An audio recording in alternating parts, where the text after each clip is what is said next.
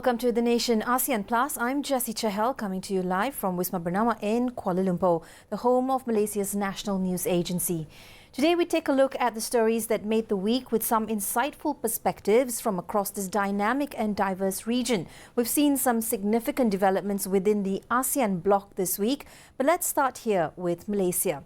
Now, firstly, Australia has expressed strong support for Malaysia's leadership as ASEAN chair, particularly in addressing key regional issues such as the Myanmar conflict, the Cambodia-Thailand ceasefire efforts and Timor-Leste's accession to the regional bloc. Prime Minister Anwar Ibrahim has said that the message was conveyed by the Australian Deputy Prime Minister and Defence Minister Richard Marles, who paid a courtesy call on him on Thursday. He also added Malaysia welcomes Australia's intention to recognise the State of Palestine at the 80th session of the United Nations General Assembly this September. The visit was part of ongoing efforts to strengthen Malaysia-Australia bilateral ties, which have been in place since 1957. Next, Australia's Defence Minister Richard Marles met with his Malaysian counterpart Muhammad Khalid Nordin in Kuala Lumpur on Thursday to reaffirm defence ties between the two nations. Marles, who is also the Australian Deputy Prime Minister, and Nordin held a closed bilateral meeting, followed by the signing and exchange of documents pledging to further strengthen defence cooperation to ensure regional peace and stability. The ministers praised ongoing efforts under the Malaysia-Australia Joint Defence Programme, including training, education and joint exercises. The two leaders also reiterated their commitment to ASEAN in terms of centrality and peaceful resolutions to disputes, particularly in the South China Sea, in line with international law and the United Nations Convention on the Law of the Sea.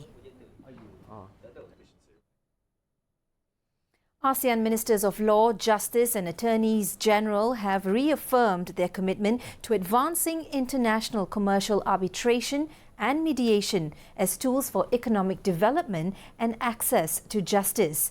Meeting at the ASEAN Law Forum 2025, the ministers adopted a joint declaration to harmonise arbitration and mediation frameworks across the region in line with global standards. They also stressed the importance of building robust legal systems to attract investment and promote trade. The ministers recognized the need for greater collaboration among ASEAN nations and with international and regional partners, including knowledge-sharing platforms and capacity-building initiatives. Well, the Secretary-General, Dr. Kao Kim Horn, has said that ASEAN must strengthen its legal certainty and dispute settlement mechanisms to sustain business confidence as the region advances towards becoming the world's fourth largest economy by the year 2030.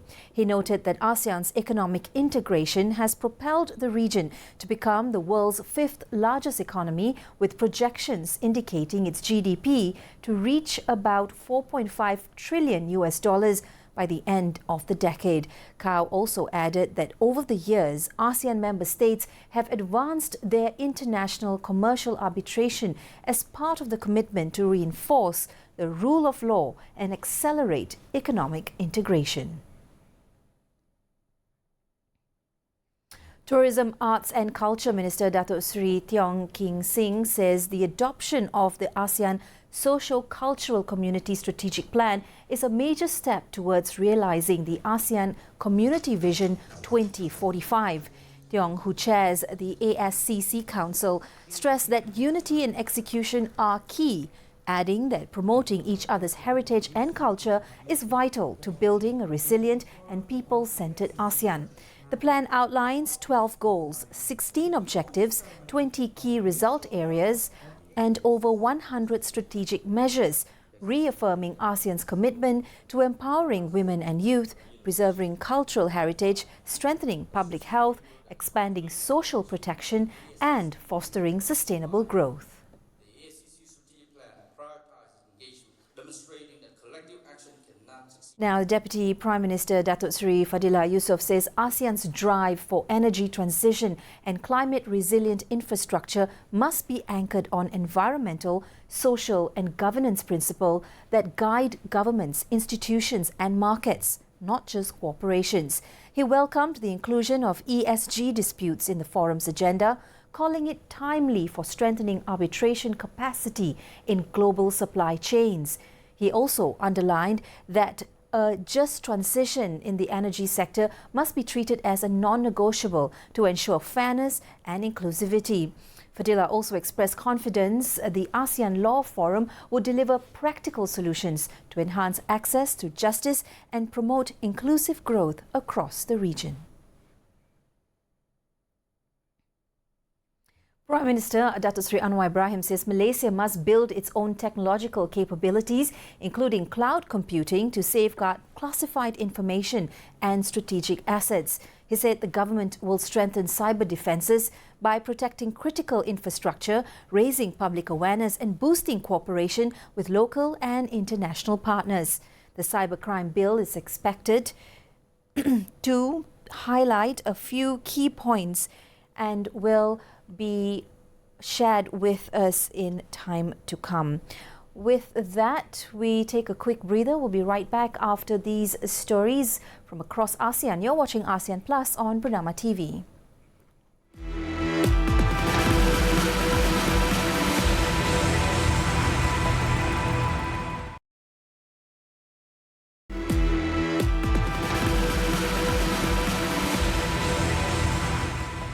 Welcome back. Indonesia and Germany are looking into strengthening trade and investment cooperation ahead of the Indonesia-EU CEPA agreement in 2026. The Indonesian Foreign Minister Sugiono said this in Jakarta on Wednesday after a meeting with his German counterpart, Johann Wadpol. Wadpol reiterated Germany's commitment, along with Japan, in supporting Indonesia's implementation of the Just Energy Transition Program, an initiative in which Berlin and Tokyo, along with other wealthy nations, are investors. His visit to Jakarta came after a trip to Japan earlier this week, where he met with the Japanese Foreign Minister.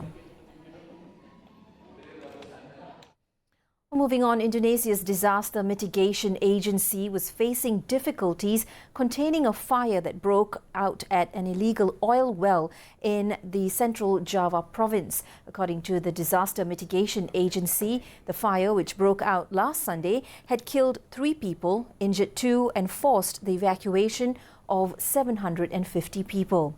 The oil extraction from the well, located in a densely populated area, was carried out by local residents, and the police chief of the Blora Regency told media on Tuesday it was confirmed to be an illegal well.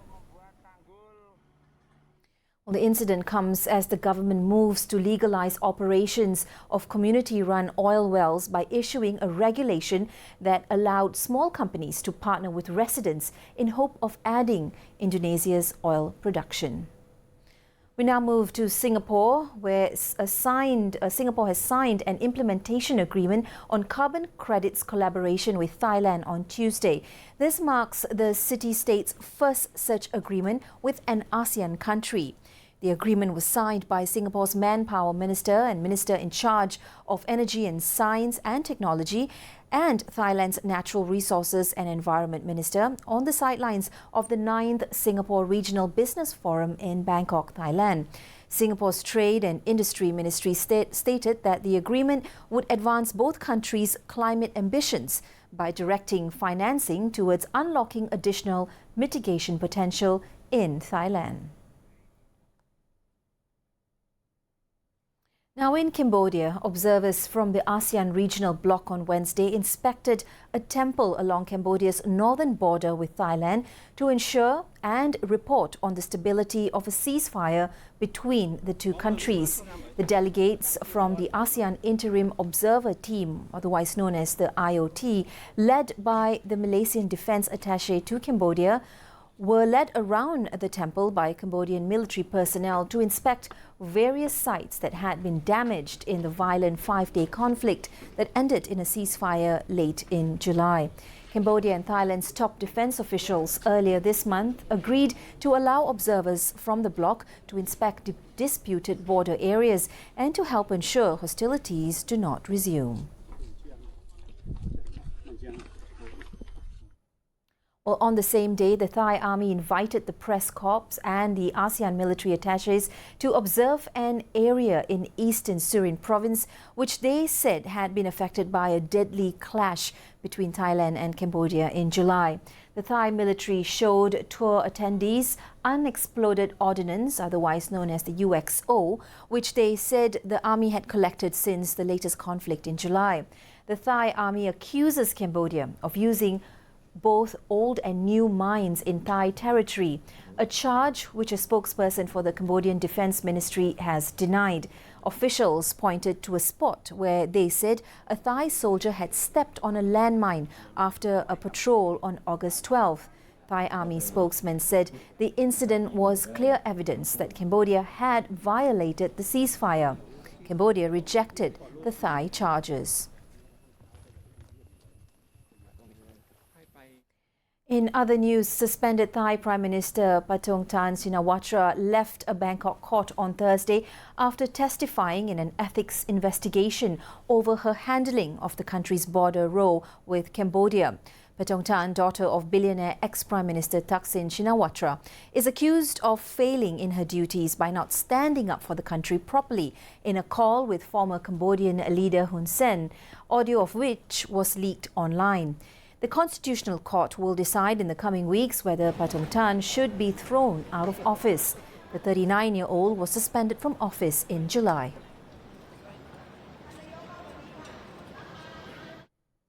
Well, from Paetongtarn's case, attention now shifts to her father. A court in Thailand on Friday dismissed a royal insult case against influential former Premier Thaksin Shinawatra.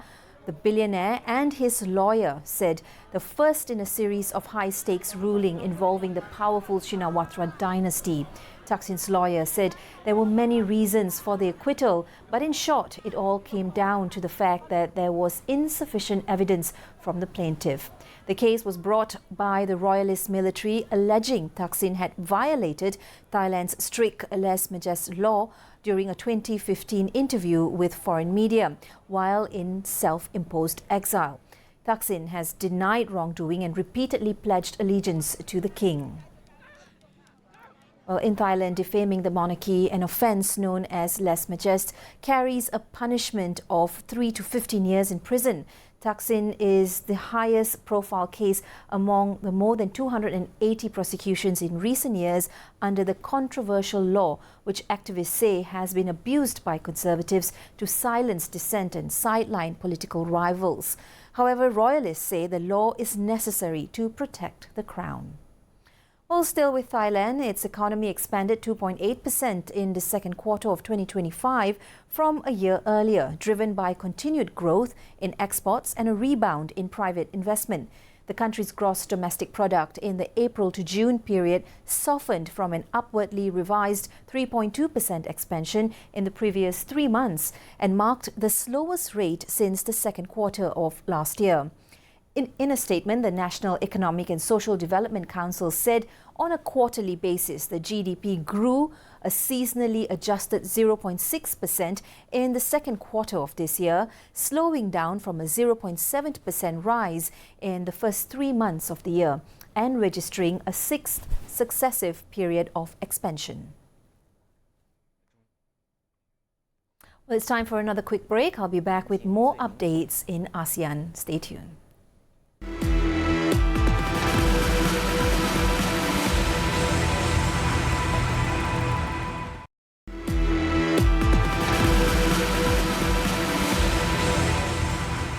Welcome back. The nation ASEAN Plus continues now with Vietnam. The Australian Foreign Minister Penny Wong met with her Vietnamese counterpart Bui Tan Son on Wednesday during a trip to strengthen ties with Hanoi. During the talks, Wong said Australia would work with Vietnam to build the region we both want, a region that is secure, that is peaceful and that is stable and that is prosperous. We do meet in challenging times. Challenges to the rules and norms which have underpinned our shared prosperity. But we also see opportunities in our region, the most dynamic region in the world. And if I can express our confidence in our commitment and ability to work together to face these challenges, to build the region we both want, a region that is secure, that is peaceful, that is stable and that is prosperous. We are committed to working with you to support these efforts, including through our economic strategy, including through increasing our development assistance. Well, Vietnam and Australia agreed to boost trade and investment cooperation, aiming to increase two-way trade to $20 billion and double mutual investment. Well, still with Vietnam now, artificial intelligence or AI has become an integral part of daily life for Vietnamese travelers who are incorporating AI into their future travel plans. Vietnam's news agency reported that the Global AI Sentiment Report by Booking.com revealed 99% of Vietnamese consumers express excitement about AI. 86% are familiar with the technology and 99% want to use AI in their future travel plans. While many embrace AI's potential, some still approach it with caution, underscoring the need for responsible implementation that balances opportunity with consumer trust. These new insights and perspectives will help shape the next chapter of AI in travel and beyond. Moving over to the Philippines now, officials on Tuesday paraded before the media two Filipino men, the main suspects in the killing of two Japanese tourists in Manila. Police said at least one other suspect believed to have masterminded and financed the killings remains at large. The motive of the killings remain unclear at this point. The two Japanese were gunned down last Friday by one of the two motorcycle riding men in Manila's tourist and entertainment district. The pair had just alighted from a taxi when they were shot and killed in front of witnesses. The attackers seized the victim's bag and sped away, but were identified after investigators talked to witnesses and reviewed security videos.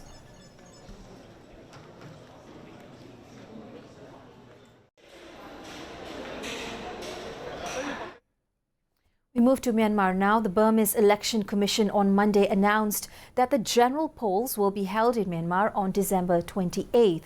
The last general elections in the Buddhist majority Southeast Asian country were held in November 2020, won by the National League for Democracy, which was ousted in a military coup in February 2021.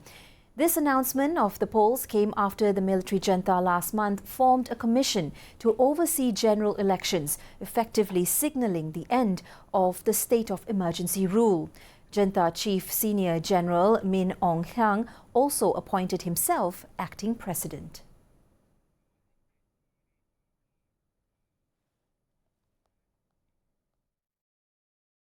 Your weekly roundup of ASEAN news. Now, for more updates on ASEAN developments, do visit the ASEAN page on bernama.com.